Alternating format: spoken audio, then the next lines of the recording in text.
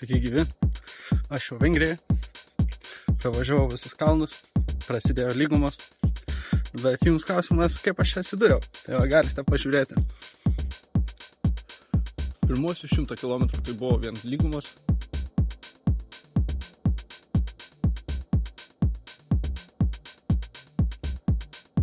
Važiavau upelio pašonėje, tai iš pradžių džiaugiausi lygumom, bet po to atsivėrė kalnai.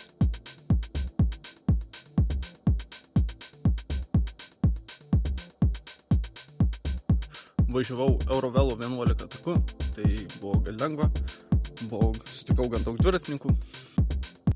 Stop. Spėju jums klausimas, kas yra Eurovelo. Tai Eurovelo yra Europoje dviračių takų tinklas, plėtojamas Europos dviratininkų federacijos. Ten yra, man atrodo, 12 takų per visą Europą išsiplėtusių. Šiuo metu aš naudojusi 11 pagalbą, po to naudosiu 8 ir galimai grįžtant panaudosiu dar ir 9. Ar kažkas panašaus. Tai va, tiek žinių. Bye. Vidury kalnų atsivėrė didžiulis ežeras ir buvo labai gražu.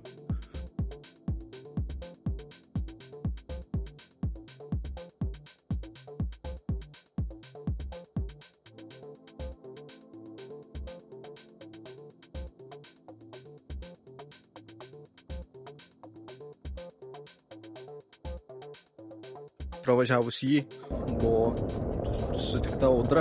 Lieka iš kibiro.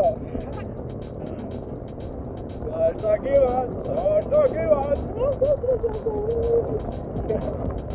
Na, o vėliau jau teko pajudėti grynai link Slovakijos.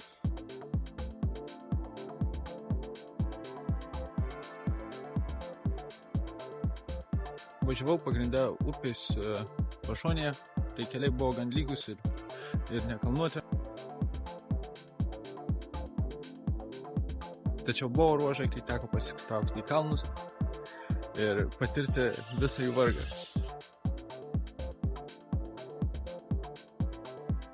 Bet nepamirškim, kiekvieno įkalnė yra ir nuokalnė.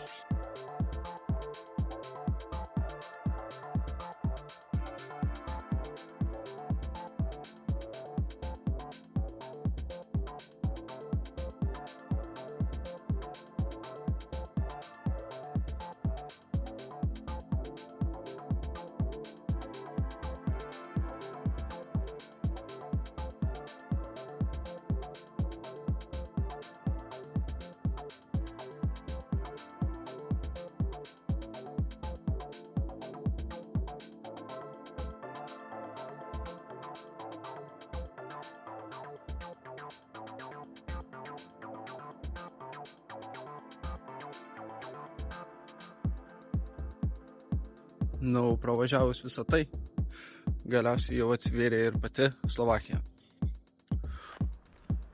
Tai ką, viso gero Lenkija, sveiki gyvi Slovakija!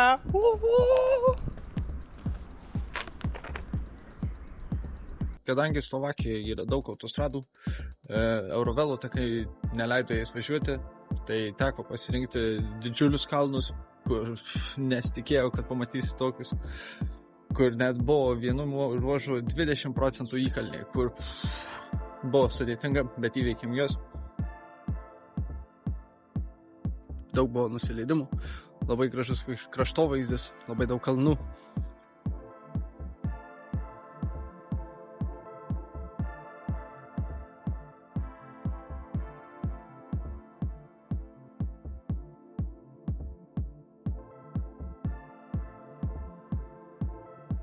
Įsikūrus stovyklavietę Slovakijos šone Prūdo, sužinojau, kad yra miškų kažkur aplinkui, tai buvo visai įdomu.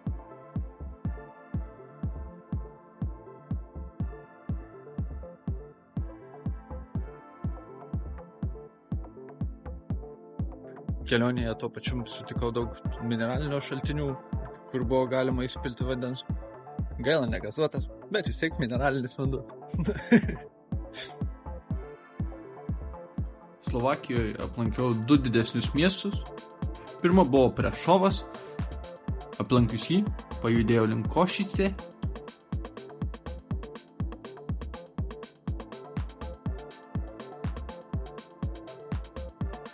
kur bevažiuojant link jo apturėjau pirmą salto.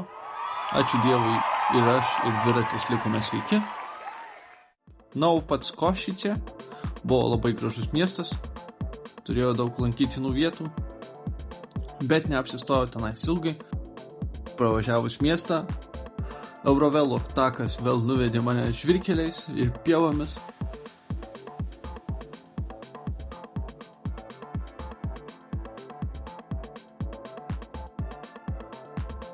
Bet viso to pabaigoje pasiekiau Vengriją. Na ir dar trumpam sugrįžtu jūsų akiratį.